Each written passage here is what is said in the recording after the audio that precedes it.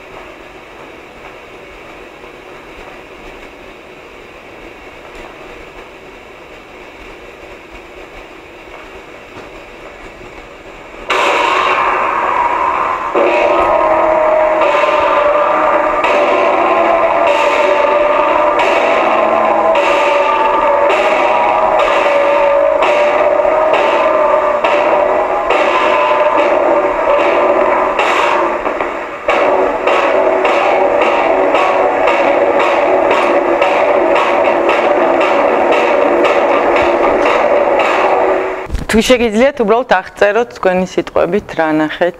ძალიან რითი? თეატრს და წარმოადგენს სიმსახეს ხაზზე მაკიაჟის იაპონელებისთვის დამახასიათებელი. რითი მაგალითად? გამოსახველობაც თუნდაც რაღაც მოძრაობების დამოკიდებულებას ვამბობ მე თეატრისადმი და არა თვითონ შეიძლება ბილეთები და რაღაც ქორეოგრაფია მისი მოგონილია, მაგრამ დამოკიდებულებას ვამბობ როგორ აღკვამს ის თვითონ ამას და როგორ გვაჩვენებს ჩვენ. მაგალითი შეგიძლიათ. ხაი კონკრეტულ მაგალითად აი რა მოძრაობა? ინტერესებთ იაპონელები. არა, აი მაგალითად რა მოძრაობა გახსენებს? ან ვთქვათ ესეთი რაღაცებს პოზიციაში როდის? ბევრნაირი მოძრაობა იყო, რომელიც მე პირდაპირ თვითონ უშუალოდ ის თეატრი დავინახე და ნუ შეიძლება რაღაც ახალი კითხვა აქ ევროპაში, მაგრამ ეს 20-იანი წლები არ დაგვაწყდეს. ასევე ძალიან ბევრი რაღაც აღებული, თუნდაც ის რო ავიღოთ, რომ თუნდაც მხატვრობაში რო მათ პერიოდში ხო მხატვრობაში იმპრესიონისტებსაც და ბევრ მხატვრებსაც იაპონური გავლენა ძალიან ბევრ რაღაცეებში. ანუ აზიის აზროვნება და აზიის დამოკიდებულება და ხედვა შემოვიდა ევროპაში. ამან წარმოშვა ახალი საინტერესო და ერთ თქვათ რომ ვიღოთ ახლა წარმოვიდგინოთ 20 საუკუნის დასაწყისში ვარ და ცეკვაში ძირითადი დომინანტური ხელოვნება არის კლასიკური ბალეტი. კლასიკური ბალეტის მაგალითი მოყვანა თქვათ არ არის საჭირო, ყველას გაქვთ რაღაცა იმეჯები და აი ამ კონტრასტში თქვათ კლასიკურ ბალეტთან როგორ დაახასიათებთ აი ამ ცეკვას რა განსხვავებებია მაგალითად? სიუჟეტი ერთადაც ვიხილე და აქ უბრალოდ თავის ცეკვის ილეთი არ დაგინახია. ანუ ცეკვის ილეთი არ დაგინახავთ. მოქმედის შინაგანი იმიდან გამომდინარე მოძრაობა უფრო ნახებია ვიდრე ცეკვის ილეთი. და მაგალითად აი ცეკვის ილეთს რას ეძახით? ანუ კონკრეტულად რომელიც არის ბალეტის ცეკვის ილეთებს. ხო, ხო არსებობს რაღაც ილეთების კრებული, რომელიც არის საბაზისო. აქ თქვათ როგორც სხვანაირი ილეთები. თავის ილეთი აქვს, იმას ხო ყველა ცეკვას თავის ილეთი ხო. ხო. ანუ მაგალითად ცეკვასთან ნობას რა ხო. ყველა მოქმედი ეს როგორც თქვი დავასახლებოდი თეატრის მეტად პანტომიმა ხო. კადუკის თეატრის ჟანრს უფრო გავს ვიდრე ბალეტს.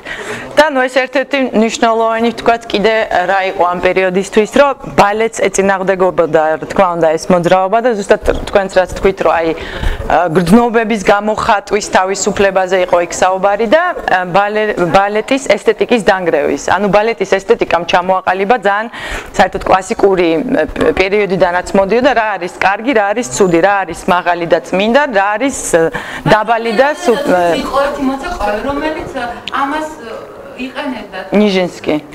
კი. ძალიან აქტიურად და ძალიან ლამაზად. კი, და ამიტომაც ავანგარდულ ბალეტად იცვლება ნიჟინსკი. ასე ვთქვათ, კონტრაფორმები რო ავიღოთ, რაც ბალეტში იყო იმ დროს ჩამოყალიბებული, ვთქვათ, იგივე ფეხის წვერებზე დადგომა, რომ ქალი ვთქვათ, ან საერთოდ ადამიანი უფრო წმინდა და სუფთასკენ და ღმერთისკენ იყო, ვთქვათ, იდეალი ეს იყო არისტოკრატიული, რომ ღმერთისკენ და ეს იყო ყველაზე დიდი სიმბოლო სიკეთის ვითარდებოდა და რა თქმა უნდა, კი, რა თქმა უნდა, იმიტომ რომ ამ პერიოდის ფროიდიც ძალიან დიდ მნიშვნელობას თამაშობს ამ დისკურსში, იმიტომ რომ სექსუალური თავისუფლებაზე იყო საუბარი ამ დისკურსშიც, ამ მოცეკვავების ძალიან მნიშვნელოვანი იყო, იმიტომ რომ ბალეტში მაგალითად თეძოების გამოხატვა არ შეიძლება, თეძოების მოძრაობა, იატაკზე ჯდომა არ შეიძლება, იმიტომ რომ ბინძურია.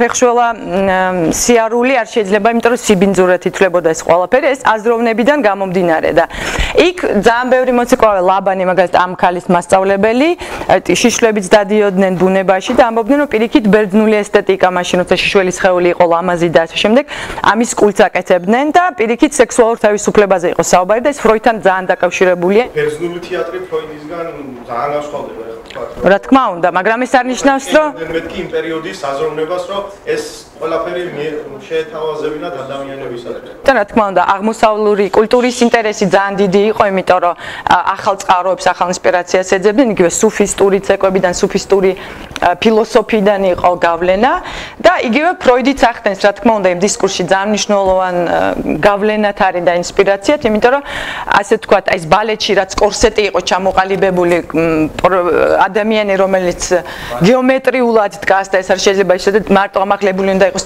ბრძოლებიც კი არის ესთეტიკურად ლამაზად გაკეთებული და ასე შემდეგ, ის პირიქით შეიძლება გააკეთო ისე და ამ მომენტში არ არის შეზღუდული, ანუ ხო, ანუ ამათ პირველი ვთქვათ, ამათი აქცენტი იმაზე იყო, რომ ასე ვთქვათ, აი ეს ცენტრი ძალიან მნიშვნელოვანი იყო, იმიტომ რომ აქედან მოდის მთელი ენერგია. აი მე უბრალოდ მინდოდა 20-იანების, ასე ვთქვათ, დისკურსის ჩამოყალიბება, ანუ რაზე იყო საუბარი, როგორ გამოიხატებოდა თავისუფლება და რისგან. ანუ მანამდე რომ ბალეტმა ჩამოაყალიბა ეს ვთქვათ კორსეტი და ესეთი რაც თქვენ ილეთებს ეძახით სხვანაირი ილეთები, აქედან აქაც ილეთები არსებობს და ძალიან ბევრი იმპროვიზაციაც და ძალიან ბევრი თავისუფლება. საერთოდ საკამათო კითხვა არის